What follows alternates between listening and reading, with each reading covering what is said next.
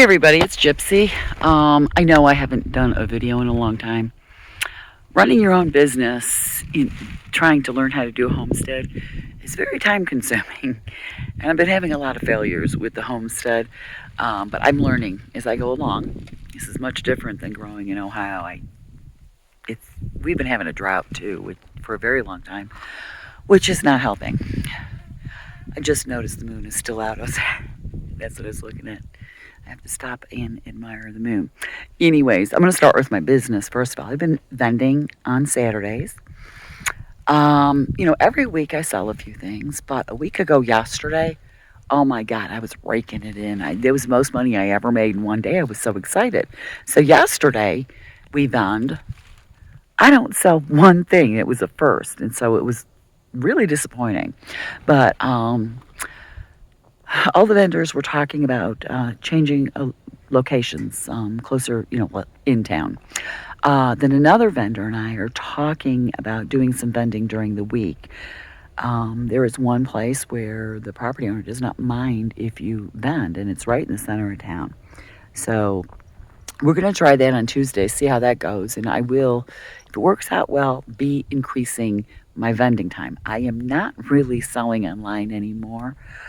It's just too hard to keep up the website. Every time I make a new product or something, I have to update it, and when I sell stuff, and keeping track of my inventory and both online and what I sell in person, it's just too much for me, and I'm just not a computer person. I prefer selling in person. So I guess that's where my focus is right now. So anyways, with the homesteading, I'm going to turn the camera around. Okay, everybody, I decided to show you or tell you why else my life is so busy these days besides having two cats. Excuse me. My travel trailer is 3 years old. I have been living in it full time since I bought it, which coming up, on the 27th this week, it'll be exactly 3 years that I have been a nomad. Every full-time RVer complains about the way the factory decorates. Rihanna's trying to open the bathroom door on me. Decorates RVs. They are very drab and dull, brown and beiges. They're just so ugly. And I've been wanting to redecorate mine in my style for quite some time. And also my cabinets they're done in laminate. Well, that just started to peel and get yucky and stuff. I mean, it's in constant use, not like, RVers who use it as vacation, something like that.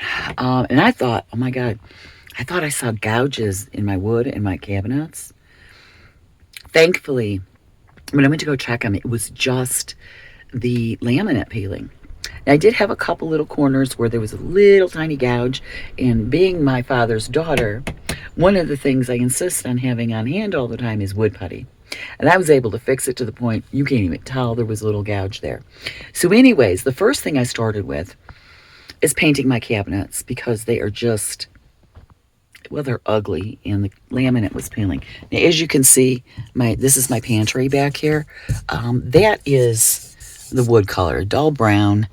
The walls were this weird, the accent walls this ugly brown, and the walls are just like this ugly beige, and you can't clean the walls. Like around the kitchen, I really have problems with that. It would not come clean. So I take my parents' advice because they always use semi-gloss paint. I got semi-gloss paint. So I picked out this really pretty shade of gray, dark gray, and I bring it home, and I find out the paint color on the card is not what it actually turns out to be, but thankfully, I liked it. The first thing I painted was my bathroom door, and I think you could get it better, I think. Whoops! I'm going to have to turn it around. Well, maybe go this way. Yeah, I know here it looks dark, but it's more like a dark slate blue. And instead of returning it, because I liked it so much, and I think it's going to match with the other paint colors I'm using so good, I'm keeping it. So anyways, I did that. I started, okay, I'm going to turn the camera around. So I started with my bathroom door. Oh, I think you could see it better there. And then I did my upper cabinets. Don't look at the walls because I'm going to paint those next, and I got sloppy. I'm going to do my bottom cabinets. And it's a mess in here too, so I'm not going to show you everything because when you're redecorating, it's a mess. But I'm going to redo those today. But the bathroom, okay, I did my accent wall or the one wall in here, the wooden one. But this is my vanity. Sorry, I've got all my stuff out. And then my sink basin in my bathroom was this ugly shade of green. Like it's the 1970s or something when this thing is a 2019. Now my sink is dirty because of the redecorating, but I spray painted it black. What I used was a spray paint. And it's for appliances. And it works really well. But I really like the way the black looks. Maybe I'll show you guys when it's clean after I'm done with this. But this is the accent wall that they put. It's this really ugly brown, weird. I don't like it. It's ugly.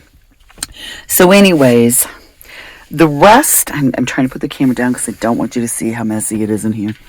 The rest, in fact, I'm gonna turn back around again. Okay, so my plan for the rest of the trailer, my ceilings are going to be okay, I have to tell this first. My son wanted to know. Christian goes, Mom, what color you paint the walls? And I said, why do you ask? And he goes, come on, the way it just answered my question means it's either going to be black or purple. He knows me well. Anyways, my ceiling is going to be a very, very pale lavender, almost white, but it's lavender. My main walls are going to be more like a medium lavender. And then my accent walls and my whoops, I can't, here, let me go this way. The slide out kitchen are going to be like either an eggplant or a slightly lighter shade of purple. This cat is so demanding. It's Rihanna and she's driving me nuts. A slightly darker shade of purple. And then, since Miss Persephone tore up my black curtains that I have between the sleeping area and the living area, she always likes to climb on them and swing. And I swear, when she's swinging on them, she's going, wee! Yeah, so they're all tore up. So I am going to get some black macrame cord and make macrame curtains, which I know will probably be more appealing to Persephone, but I think they're going to be more durable, and I think it's going to look really nice in here. Yeah, all my appliances are black. I bought a new kitchen sink, which I'm going to install soon, but the hole in my counter needs to be slightly wider, so Juan is going to get his saw out and make it slightly wider so I can fit the sink in, and then I'll install that. But it looks like black granite. So my stove, my refrigerator, and my microwave convection oven, which I rarely get to use because I really don't have electricity to run it, are black. So I'll still have my black accents. I will be repainting my dinette, including my cushions on the dinette. I haven't decided what color yet.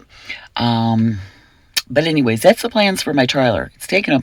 I'm exhausted, but I keep going because I'm really excited about that. So that's where I am with that. So everybody, Juan made another raised garden bed. This one's enclosed.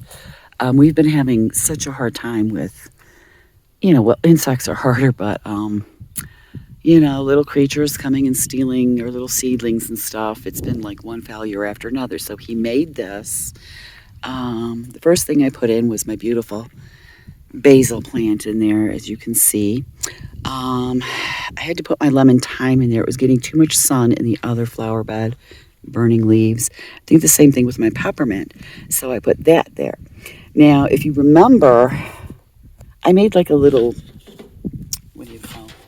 greenhouse in the corner of the herb raised bed. And the cilantro did so well. Don't know if, let me see if I can back that up. I planted the cilantro in here this morning. It's going to perk up. I gave it some water. But I have 10 cilantro plants in here. So I really love this bed.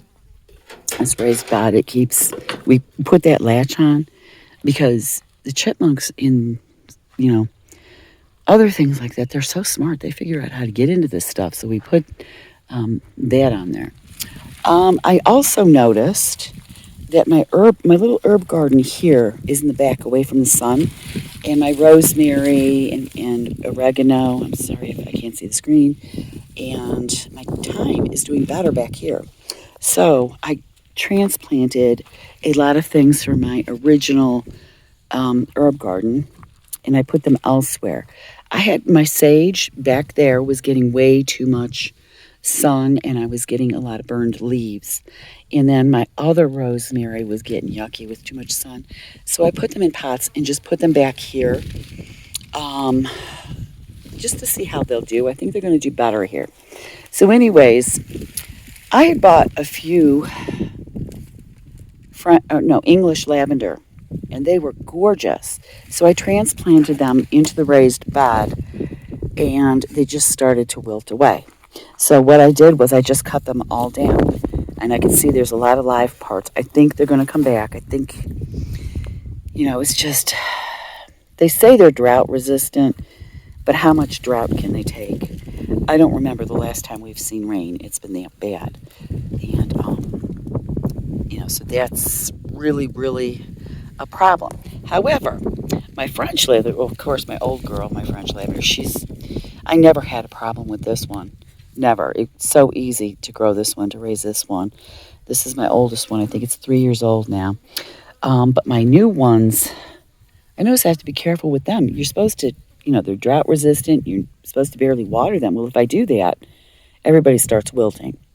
So, and my chamomile back here is getting flowers. I'm so excited. I found this at Family Dollar. It's $10. It is a spray pump. So especially in really hot days, I come out here and spray like first thing in the morning, 12, 3, and then in the evening before I close down for the night. And it's been helping. I've been noticing a big difference. So this thing is a lifesaver for this climate. Oh, and I'm starting over with seeds. I have a bunch of seeds planted down here. And also that sprayer is great for the seeds. I planted more peppers, rosemary, basil. What do I have? Let's see. I have, more cilantro. And some chives back here. So that sprayer really helps. And I got another one at Family Dollar. This one, I don't know if you can see it, $5. I use this to make homemade pesticide because something had started eating my basil leaves. So I made some of that and I just spritz it on there underneath the leaves, and that's been helping. Anyways, like I said, I made this little greenhouse area for the cilantro, and it worked great.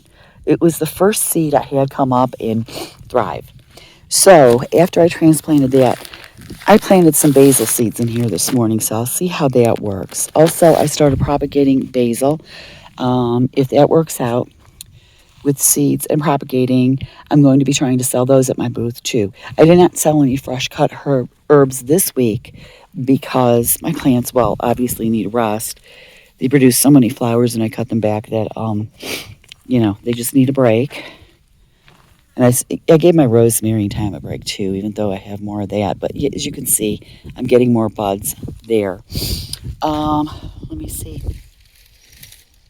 Yeah, so I have my herb rack in my pantry is filled with herbs that are being dried out that I'm also going to sell at market. So that's where I am right now. Vegetable-wise, we're having a hard time. I have a really, really hard time getting used to this climate. I think because, all right, like how once it warms up during the day, it's warming up at night too. We're here in Arizona. It's hot during the day and it takes a long time, especially northern Arizona, for the nights to catch up with the days. So it still gets very cold at night. So that's, I think, where my confusion is. Plus, I have to keep up with the drought. The drought's really bad here. So anyways, I think I'm going to leave you with that. Blessed be, and make it a joyful one.